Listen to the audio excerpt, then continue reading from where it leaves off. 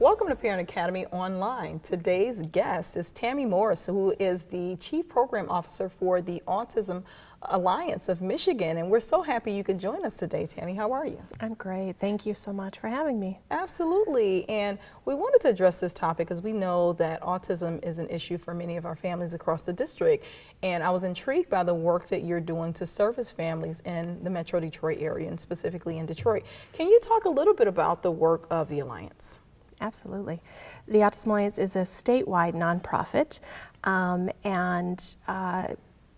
nearing 10 years old and focused early on in children's health care issues, lobbying for the health care insurance legislation that passed in 2012 for autism. So a lot of the early work was about getting children into critical therapies and getting access to those through insurance, private insurance, followed by Medicaid bill. Absolutely. And so that was the early work, but quickly realized that there were many issues that families were facing. This is the fastest growing developmental disability, and as a state, programs and state programs and schools, many folks are just trying to catch up to that. Absolutely. And what I find is that our parents just need support, and I was intrigued by the number of programs that you run that, in addition to your advocacy work that has obviously yielded more investment, you actually service parents directly. And so talk a little bit about what your services look like for families. For sure. We wanted to make sure that all of our services were free, first of all, for parents. Okay. Too often parents are deterred because a service isn't offered based on their insurance or their age or their geography or some other limitation, and these folks are told no far too many times. So we wanted things to be easily accessible across the board and free for families. And so we've developed programs based on really the input that we've received from individuals with disabilities themselves, from caregivers, from professionals who are working in the field. And that's really how we've made the decisions to offer the programs that we have. So I know one is called The Navigator. Yeah. And that one was very interesting to me as I listened to the challenges that we have here in Detroit, where you serve roughly 4,500 families over time? So through the Navigator program, we've served 4,500 families. Okay. And that is our keystone program. It's really the core of what we do, and the other programs are very related. But it's called My Navigator, okay. MI for Michigan and Navigator, which there are many organizations saying that they have navigators now. Insurance companies and folks will say they have navigators. Okay. Our navigators are master's level professionals from a field related to autism that are a partner to families. So that My Navigator is this is My Navigator for life. So it's an actual person. It's an actual person, yes. Okay. And the best things that we set up, and I know from working in the field, is that the person who answers the phone is their navigator. So if a parent calls our free 800 line, the person who answers their call will be their navigator for life. And I want you to provide that number now, because I don't want to miss that piece. Sure, absolutely. It is 877-463-2266. Absolutely, and we'll offer that a couple more times throughout this show. Sure. There's an email address as well, and of course our web-based ways, because parents are busy, and so some may only have time to Google in the middle of the night, may or may not have free time to make a phone call without noisy children in the background, and so we wanted to make that accessible as much as possible. So a parent is calling the Navigator to get a live person on the phone. And what are the typical questions that parents are addressing on those calls? Yeah, so they can ask any questions, and we also have professionals who call. We have teachers who call, and can ask, again, any question. So parents and teachers, as well as other professionals, can use this line. Yeah. Community members, we have community members who call, people from retail who have questions about folks with autism in their store, for example. And the Navigator is the generalist case manager, so they are trained to answer any question. There's a second tier of autism specialists that they can tap into: education attorneys, clinical experts, education experts, insurance experts. So they have a lot of resources at their hands. So the family can call and ask anything. And this service is free. Let me take you back a little bit, Tammy, as we talk about autism. Let's say I'm a parent and I'm not sure if my child is autistic. Like, can you define what are the symptoms or characteristics that would maybe trigger me to say I should have my child tested? Sure. So there are two core diagnostic features to making an autism diagnosis, and those are social communication deficits and repetitive behaviors. So those are really the two core features that everybody with autism shares, which is why autism is actually so challenging to understand, because that reveals a very diverse population of people who can be very mildly affected by some social, idiosyncrasies, and those who have those core features but also other comorbid medical, neurological, sleep, behavior issues in accompaniment of those two core symptoms. So for a child, and as I think about if you know, like when you talk about repetitive behaviors, how does that actually show up in a child? For sure, yeah. So in diagnosing young children, we always say autism can look like a lot of things, and a lot of those things look like autism. So the best bet is to do an autism screening, right? There are screening tools that pediatricians are to administer between 16 and 30 months of age. They administer them twice usually. And so those developmental screeners should happen under the pediatrician's care. You can also do them online. They are on our website at aaomi.org. And so that really, to just answer easy yes/no questions to get a likelihood or not, whether or not you should pursue further with a medical professional. But again, right, we don't want to say every child who's lining up their cars is on the autism spectrum, right? Because that can be a repetitive and excessive behavior. So there's always the rule of, you know, everything in moderation, and so that's hard to evaluate when children are younger. Right, so the best advice is to have a medical professional, your child's pediatrician. You mentioned there are some tools that are available on your website, but you can also have your child assessed at school as well, right? Yeah, and you know, I want to say nobody wants this diagnosis. It's a lifetime diagnosis. And so many folks would much rather think their child has attention deficit disorder. There's a pill for that, right? And so, but the, you know, if there are concerns, there's so much literature and evidence about how effective early intervention can be, that there's a lot of energy put into sometimes fighting acceptance of some of those differences in a child that really get in the way of early intervention. In folks we see now with all of the therapies, kids can catch up even before kindergarten. That's what I was going to ask you. You actually took me there automatically. Like, what is the bright side of early diagnosis, early intervention, taking advantage of tools like the Navigator? In the best case scenario, what does that look like for a child? Yeah, and even what the public school offers, right? So the public school is responsible for that child from birth. A child may get into an early on program before they're 3 years old and start to have some professional consultation. They may go to an early childhood, preschool program through the public schools from 3 to 5.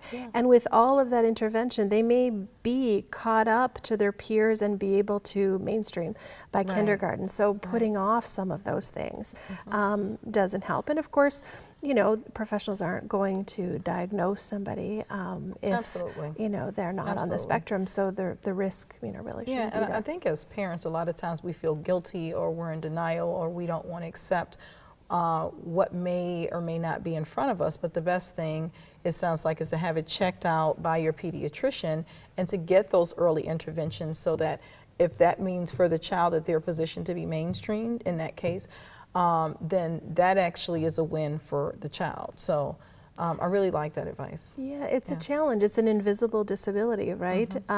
Unless you're a professional able to decode behaviors and analyze behaviors. It is an invisible diagnosis, so it is challenging for everybody, especially at early, you know, young ages.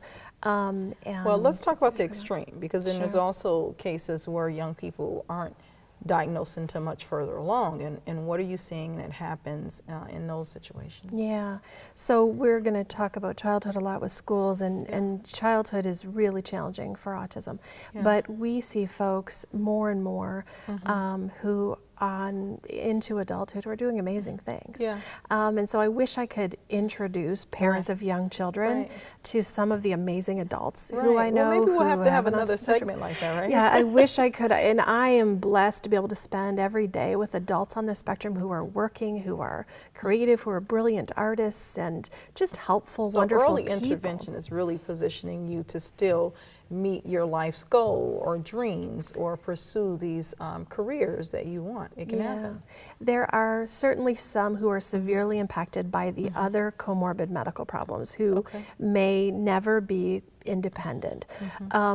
But you know, at an early age, it's really hard to tell who those folks are. We have folks who work for us who didn't speak until they were 7 or 10 years old, who are working functional, independent adults. When you mentioned that, I think earlier when we were talking with the Alliance about some of the behaviors or some of the things that we see that create a danger for young people, we talked a little bit about the wandering that happens and how the Navigator and some of the other resources you have can assist with that. Can you talk about that specific characteristic and how you guys have addressed that through some of your support and service? Yeah.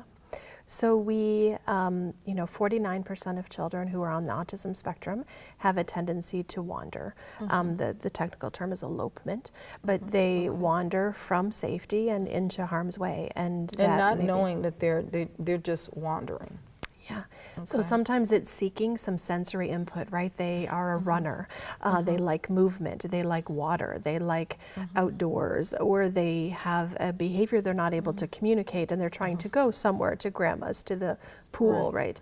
And without knowing the consequences of that. And so that overwhelming urge to wander can put them in danger. So we started a GPS program. So we provide scholarships for global positioning devices that we give out free to families, the device and a scholarship for the subscription.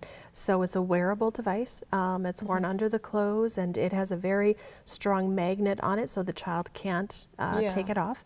And so they're able to, parents, it's such a peace of mind for parents of younger or nonverbal children. They get updates on their cell phone all day long. Oh, wow. You know, Joey's at school, Joey's on the bus on his way home, Joey's at grandma's, Joey's at an unknown location, and with that location. So we, it's always hard to quantify, right? We've great testimonials of folks who, thankfully, we have teenagers who got on a bus, jumped on a bus, right, and were miles away and luckily able to be found. We have found folks in parks and out in the wilderness and those types of things. We've also had, sadly, you know, several children. This program was actually named after Sean Taglione, who was a 12-year-old who was killed in a traffic accident. He was a runner. Got out of the front door.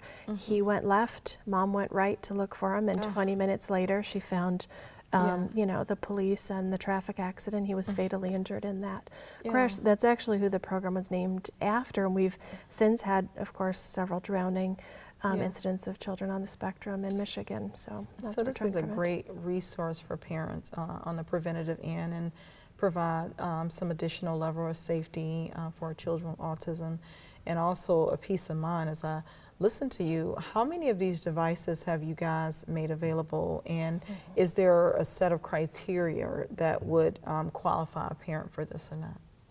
So we ask at intake, we ask things like income level and does your child have a history of wandering. We find that people, when there's a drowning, when there's an incident in the news, everybody signs up, right? However, we've been really lucky at the Autism Alliance. This is a really tangible fundraiser for us. So all of these devices have been privately fundraised for by the Autism Alliance. So, but donors like to give to this. They know they're giving a parent a peace of mind for a year with a gift, and they're saving lives. So we have been able to give them even to middle and folks with more income, because we've been able to successfully fundraise, and those families have many other things that they'd be able to buy for their children. So yeah, the criteria really statewide. It's everybody, and it's on our website. So you talked about the Navigator. I know I kind of pushed you on that a little bit because I think that could be a tremendous resource for our families here in the district. Talk about some of the other programs that you offer that Sure. we also want to make sure that families are aware that they can take advantage of. Sure. So we have the GPS program, also an outreach of our MAST, which is Michigan Autism Safety Training. So that has been going on since 2011. We've trained over 20,000 police officers in the state of Michigan. So first focus was really police, fire, and EMS, so that they were trained to intersect with individuals with autism. To first recognize it, because sometimes if you don't understand the behavior, Absolutely. you may handle it a little differently if you know what's happening. And give them the skills to understand, know how to interact and communicate with folks, know how to physically handle individuals with autism who may be hypersensitive to touch, to smell, to certain, terms and commands. And, really our goal was to start with first responders. There have been instances across the country where somebody is shot or is, inadvertently, injured in those interactions because somebody assumes, people who don't make eye contact are lying, or who have, poor communication skills are, substance abusers, or, so we sort of go to these places that they intersect so frequently and may not know what these signs and symptoms look like. So we're very proud of that program, and it's expanded beyond first responders now to community venues. So all of the folks at the Detroit Zoo have been trained, all of their staff and volunteers, the DIA. So we have, been expanding some of those. Well, we'll be doing some parent workshops in the district with the Autism Alliance. So we'd that may be one that that we can include. So there's the My Navigator, where you can call up and you can talk to a real person and ask whatever question you want as a parent, a community member. Maybe you're just a support person in a family, a teacher. This is a resource for us community-wide. Then you also have the device, and I know I'm going to get the name wrong, so I'm going to ask you to repeat that. The GPS. The GPS scholarship program. Scholarship, which is available for parents, and that is free. And there's some basic criteria that's there. And then you just mentioned the safety training for first responders, but and also we have, for others. An employment program. So so we help. Really, we're filling some gaps in placing adults on the spectrum into competitive integrated jobs across the community. So very proud of that work with adults, that direct service work. And then new, actually being announced later this week, but we have a program that's called Aware that was funded by the Karen Kalina Smith-Bauer. And so a private, very philanthropic woman in the community funded, and it is an abuse program, abuse prevention and education program. So it stands for Alliance Working with Abuse Responsive Education. So what we have found, and again, a lot of our program development has been from the data and the calls that we've received. So this program was actually an outreach of the critical crisis cases that we received through the Navigator call. So we have had families call, professionals call with children who've been physically, sexually, verbally abused in the community, and a lot of neglect, of course, as well. And while they may not be in the thousands of cases, and these are go highly unreported, right? We have a population of people who behave differently and who have communication barriers. So getting the real numbers is a challenge. But so this will provide free training for anybody who intersects with children, professionals. We work with Children Protective Services and other state agencies, foster workers, foster care workers through this program. So we have clinical psychology and safety officers there also doing that specific training. So a little bit more specific than what the general safety training has done in the past. Yeah, I think absolutely the abuse program is going to be really key. And again, these are a great lineup of programs that our parents can take advantage of. I want to ask you to talk a little bit more about the employment program, because I'm a parent, I've been involved, I got the early detection, we've taken advantage of some of the resources, be it through your organization or others, and you want your child on a career path of some sort. What kind of success have you seen with the employment program? How new is it, and what does that look like? So we've been placing people in jobs since 2013 on a Okay. smaller scale. But what we really found, when we started the Navigator program, our goal wasn't to, we didn't want to duplicate any services. There are Right. other employment agencies out there that do a fine job. But what we were really looking at was a lot of the folks through the Navigator program who we were sending to public agencies and existing supports were coming back to us and saying they, 6 months later, a year later, they told me I should just volunteer. They told me I'm too difficult to place. Yeah. And again, right, placing an individual with autism into a job, because all of them are unique and no two are the same, Right. it requires more thought and creativity sometimes than, okay, we need to make sure all of the doors are 34 inches wide and all of the tables are high enough for a wheelchair to get under, and Right. technology there's no across the board accommodation for autism. Yeah. And so as a result, 90% of individuals on the spectrum are unemployed or underemployed. And yet 50% or more have average and above average intelligence, many in that extremely high IQ range. Wow. So the numbers just didn't add up for us. And so we have started, we really do a partnership model with some companies where we are their partner for recruiting and training the employer, so that everybody understands before going into it, before that individual with autism ever steps foot on the job.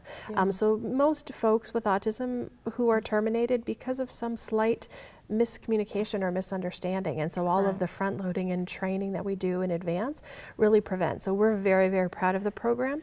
We have an over 97% retention rate up That's to 3 years impressive. later, and so that is from some pretty intensive pre-training and follow along, and of course the great team that we have. So Do you find that there is, and I know we got to close out this segment, but I just find this to be, very engaging.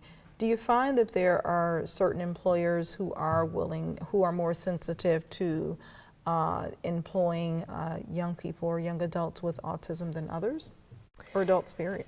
yeah, the statistics actually tell you that the more forward-thinking and successful companies are actually those who have diversity pilots That around was disability. very well said. That So, was very well said. So they, need to get on board. The truth is that for all employers, the talent pool is too small if they exclude individuals with disabilities. This is the largest minority in the world, right? People with disabilities. We're talking about, 1.3 billion people. Right. And so, but they don't, again, right, sort of always come together, and people don't think about them as this minority group that's being overlooked in the workplace. And people are struggling to hire people. We have folks who have technical skills and bachelor's degrees and master's degrees and can contribute so much to the workplace. They're more productive. I can go on all day about how much people are missing out on this talent group. Well, you are a tremendous, tremendous advocate. I can see. I love your passion. And I just appreciate the thoughtfulness that actually goes into taking the information from the cause and really being able to customize program support and services for our parents, our young people, for our adults who have dealt with this issue of autism, and really turned that into an asset and really looked at that as, how do I continue to live life fully or support my kids? And so I appreciate you and the passion and information that you've brought. Is there anything else, Tammy, that you want to make sure parents are aware of in terms of the work that you're doing? There are, so many resources. Your group of school-age parents, there are resources out there. Parents of children with special needs live really hectic, chaotic lives. They can't be everywhere and learn every possible thing, but just the confidence to know you are the expert in your child, right? Trust your gut, and reach out. Reach out to folks, maybe parents of older children who can be a mentor, who could sit with you at an IEP meeting, right? Or is that something that the Alliance offers? In connecting people, is there a mechanism for that? Yeah, so we have We are working on, formalizing the mentoring program. We've been able to do that informally, but we, certainly help with that IEP advocacy, situation. But we recommend to people all of the time, right? It's an intimidating situation to be in. You can bring people with you, so you're not one person on the other side of the table. So bring a neighbor to take notes, or a strong mentor, or hopefully a parent, or call us and we'll be happy to help out as well. So thank you so much, Tammy. This has been great. I want to invite our parents to come out to our upcoming workshops, and I'm just looking forward to working with you as we continue to expand our partnership with the Autism Alliance in Michigan. Thank you so much for your time. Thank you for your energy. Thank you. I love the passion. I love everything you shared.